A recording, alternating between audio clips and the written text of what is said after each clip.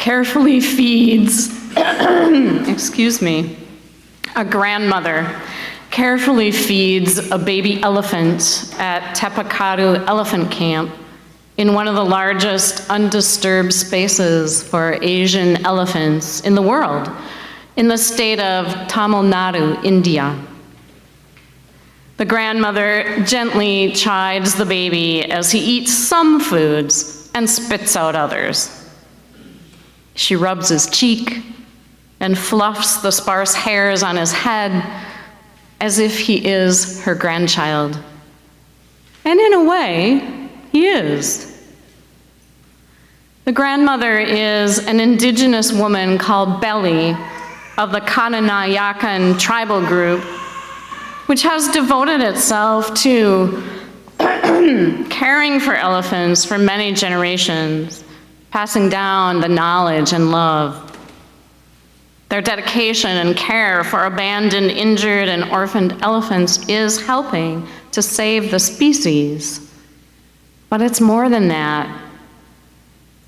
If you watch the 2022 Oscar-winning documentary, The Elephant Whisperers, you'll witness the bonds of family between and among elephants and humans. A beautiful interdependence shines through. When two human caretakers, Belly and Baman, are entrusted with caring for the injured and abandoned baby elephant, Raghu, they eventually become a family, healing each other in the process. Belly says, "I have experienced many losses in my life. My ex-husband was killed by a tiger. When my daughter died, Raghu wiped the tears from my face." Baman said, "I feel like getting Raghu was a gift from God. The elephant is a god." Baman said, "It is humans who cause the problem with elephants, so the least we can do is care for them."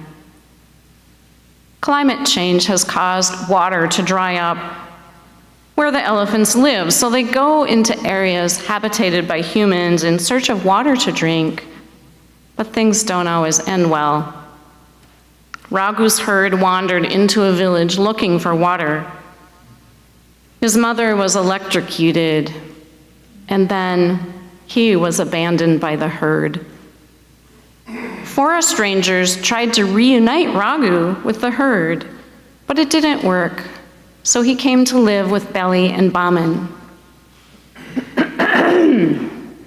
Later, Amu, a younger abandoned elephant, comes to join their family. Raghu and Amu bond like siblings. They kick soccer balls with the neighborhood children and are loved by many. When Raghu becomes a teenager, a teenage elephant, imagine that, they are separated so that Raghu can be trained by another caretaker at that stage in his life. The whole family grieves, and Amu, like his younger sibling, goes on a hunger strike for a few days. At dawn one day, when Amu is finally ready to eat again, she reaches out a front leg and wraps it around Baman's arm to draw him close before he goes to fetch her some milk. We watchers simply cannot not fall in love with this family, extending our sense of relatedness into realms not before considered. Filmmaker Kartiki Consalves said, "This documentary was made because I fell in love with Raghu first. The three of us, Baman, Raghu, and I, would happily splash along the river, and I would spend hours scrubbing him and rubbing his tongue. He absolutely loves having his tongue rubbed. He enjoyed pulling my hair and splashing around in the water, and we would stick out our tongues at each other." Clearly, love reveals our luminous interdependence with living beings. But we can also take almost any object and look deeply within it to discover its source, which reveals interdependence that we often take for granted. Buddhist wisdom teacher Thich Nhat Hanh describes the process this way. He wrote, "If you are a poet, you will see clearly that there is a cloud floating in this piece of paper. Without a cloud, there will be no rain. Without rain, trees cannot grow. And without trees, we cannot make paper. The cloud is essential for the paper to exist. If the cloud is not here, the sheet of paper cannot be here either. So we can say that the cloud and the paper inter-are. If we continue to look into this sheet of paper," Hanh writes, "we can see the sunshine in it. If the sunshine is not there, the forest cannot grow. And looking more deeply, we can see the logger who cut the tree and brought it to the mill to be transformed into paper. We also see the wheat. We know that the logger cannot exist without his daily bread. So the wheat that became his bread is also in the sheet of paper. Looking even more deeply, we can see that we are in the sheet of paper. It's not difficult to see because when we look at the paper, it becomes the object of our perception. It is becoming more and more clear to neuroscientists that we cannot exactly speak of an objective world outside our experience and perceptions, nor can we speak of a wholly subjective world in which things exist only in our mind. Everything, time, space, the earth, the rain, the minerals in the soil, the sunshine, the cloud, the river, the heat, even consciousness is in that sheet of paper. Everything coexists with it. To be is to interbe." He concludes, suppose we try to return one of those elements to its source. If we returned the sunshine to the sun, would the sheet of paper still be possible? No, without the sunshine, the tree cannot be. If we returned the logger to his mother, then we wouldn't have a sheet of paper either. Looking in this way, we see that the sheet of paper is made up entirely of non-paper elements. And if we were to return any one of these non-paper elements to its source, there would be no paper at all. As thin as the sheet of paper is, it contains everything in the universe. So the one contains the all. When I was in seminary, these many years ago, I took a music and worship class taught by a beloved Christian music educator. She organized the class into a village and tasked students with crafting worship and ritual that wove the many into the one and helped individuals find themselves as one woven into the many. Creating spiritual connections between people and between people and the Spirit was our purpose. She claimed that pouring the one into the many and the many into one was scriptural. But I see it in so many religions and spiritual paths, and even now in science. Maria Popova reviewed a book by Matthew D. Lieberman called The Science of Why Our Brains Are Wired to Connect. She said Lieberman, director of UCLA's Social Cognitive Neuroscience Lab, sets out to get clear about who we are as social creatures and to reveal how a more accurate understanding of our social nature can improve our lives and society. She wrote, Lieberman, who has spent the past 2 decades using tools like fMRI to study how the human brain responds to its social context, has found over and over again that our brains aren't merely simple mechanisms that only respond to pain or pleasure, but instead are wired to connect. At the heart of his inquiry is a simple question. Why do we feel such intense agony when we lose someone we loved? He argues that far from being a design flaw in our neural architecture, our capacity for such overwhelming grief is a vital feature of our evolutionary constitution.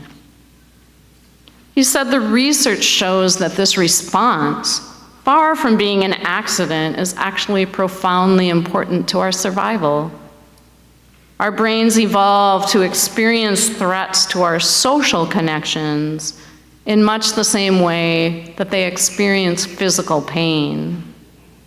By activating the same neural circuitry that causes us to feel physical pain, our experience of social pain helps ensure the survival of our children by helping to keep them close to their parents. The neural link between social and physical pain also ensures that staying connected will be a lifelong need, like food and warmth. Given the fact that our brains treat social and physical pain similarly, should we as a society treat social pain differently than we do? He said, we don't expect someone with a broken leg to just get over it. And yet when it comes to the pain of social loss, this is a common response. We intuitively believe social and physical pain are different, yet the way our brains treat them suggests they are more similar than we imagine. Psychology is coming to similar conclusions. 2 years ago, Summer Allen wrote in an article called How Biology Prepares Us for Love and Connection. She wrote, the social baseline theory by psychologists James Cohn and David Sfara suggests that the human brain operates under the assumption that our interactions with others are a vital resource. At its simplest, the theory suggests that proximity to social resources decreases the cost of climbing both the literal and figurative hills that we face, because the brain construes social resources as if they are bioenergetic resources, much like oxygen or glucose. This suggests that when we don't have access to social connections, we shift our cognitive and biological resources to focus more on ourselves as individuals, leading to distress and ill health. But when our lives are rich in social connections, they say, we can move mountains. UU minister Victoria Safford reflects on the Quaker teaching that the ancient question, who am I, inevitably leads to a deeper one, whose am I? Because there is no identity outside of relationship. You can't be a person by yourself. To ask, whose am I, is to extend the question far beyond the little self-absorbed self and wonder things like, who needs you? Who loves you? To whom are you accountable? To whom do you answer? Whose life is altered by your choices? With whose life, whose lives is your own, all bound up inextricably?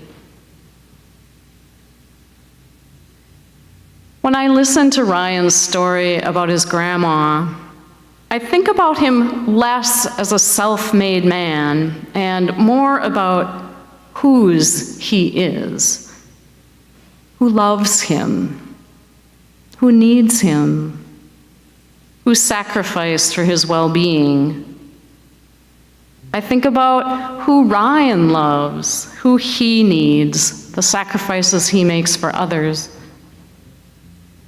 And it makes me respect him more, not less, because of the interdependence of which he is aware. I realize that how he got to this place, how we all got here, is not only through hard work, but because our interdependence is a given. My grandfather, McFeeters, was raised in a large extended family of Scottish farmers in western Wisconsin. My grandfather left the farming life to become a bookkeeper at a milling company, then an office worker and later an office manager for 30 years at the Minnesota State Prison in Stillwater. Apparently, he earned enough to buy a small house where he and my grandmother lived out their lives and where my mother was born and raised, and then encouraged to go to college. And yes, I took her name, but that's another story. My grandfather, Siegler, came from a large extended family in Winona, Minnesota. His father, my great-grandfather, emigrated from Germany at age 15 and worked as a cooper, shaping wood into barrels. My grandpa was also mechanically inclined and became a steam engineer and an electrician. He had to drop out of school after the 8th grade to go to work and was self-taught the rest of his life. In 1920, he worked with a variety of contractors over a series of years to build a house in Duluth for he and my grandma. My father and aunt were encouraged to go to college.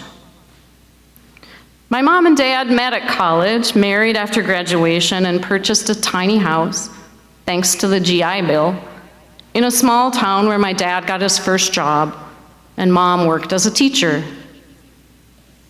In my family tree, it wasn't until the generation of my parents that we became college-educated people, and there we're able to start to build generational wealth and pass it on. Being a white veteran receiving benefits from the GI Bill no doubt helped my father build that generational wealth. I like to think of myself as an independent woman, but I didn't get here without the interdependence of the generations before me and the interdependence today that helps me thrive. None of us got here by ourselves alone.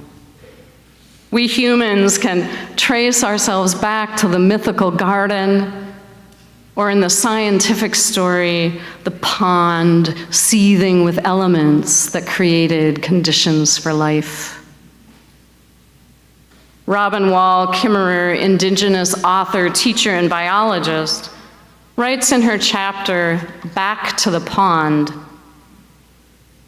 "I shiver in the damp breeze, but I can't bring myself to close the window on this April night that is sliding off the cusp of winter into spring. The faint sound of the peepers flows in with the cold air, but it's not enough. I need more. So I go downstairs and slip my down jacket over my nightgown, slide bare feet into my sorrels, and leave the wood stove's warmth behind in the kitchen. With bootlaces dragging through patches of remnant snow, I tromp up to the pond above the farmhouse, breathing in the scents of wet ground. I'm pulled by the sound. Coming closer feels like walking into a crescendo, rising with the chorus of voices. I shiver again. The air literally throbs with the massed calls of the peepers, vibrating the nylon shell of my jacket. I wonder at the power of these calls, bringing me from sleep and bringing the peepers back to the pond. Do we share some common language that draws us both to this place? The peepers have their own plan, but what is it that brings me here to stand like a rock in this river of sound?